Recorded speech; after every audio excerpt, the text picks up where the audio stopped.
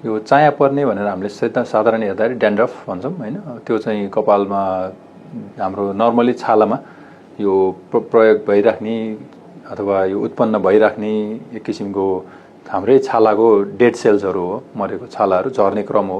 यो अब एउटा हाम्रो 21 दिनमा एउटा छालाले चाहिँ एउटा सेल्सको एउटा टर्नओभर टाइम हुन्छ, नर्मली हुनु पर्ने, तर त्योभन्दा चाँडै चाँडै भयो। अब त्यो चाँडै हुनेमा चाहिँ कि रोगले झरेको हुनु पर्यो या धेरै चाँडै आउने भयो, अथवा तपाईँको चाहिँ यो सुखापन छाला एकदमै ड्राई भयो भने चाहिँ यो चाया देखिन्छ। अब त्यो कपालमा देखिन्छ कि छालाको जिउमा देखिन्छ कि हैन, कान पछाडि देखिन्छ कि नाकमा देखिन्छ कि या फेसियल स्किनहरुमा पनि आइरा हुन्छ हैन।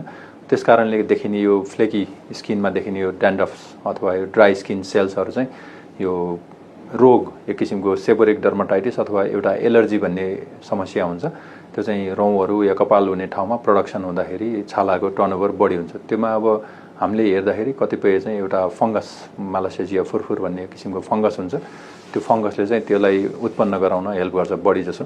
सो हामीले एउटा एन्टिफंगल स्याम्पूहरु लगाउँदाखेरि केही हदमा त्यसलाई हेल्प गर्ने हुन्छ। अब एलर्जीको हिसाबले नै आइराछ, अब सेबोरिक डर्माटाइटिस अथवा एक्जेमाको हिसाबले नै आइराछ, कुनै लगाउने तपाईको प्रोडक्टको एलर्जी छ भने हामीले एलर्जीलाई ट्रिट गर्नु पर्यो विथ लङ त्यो फंगसलाई पनि।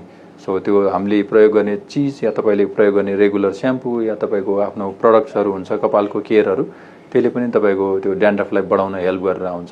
सो कहिलेकाहीँ त्यसको एलर्जी छ भने त्यसलाई पनि केयर गर्दाखेरि राम्रो हुन्छ।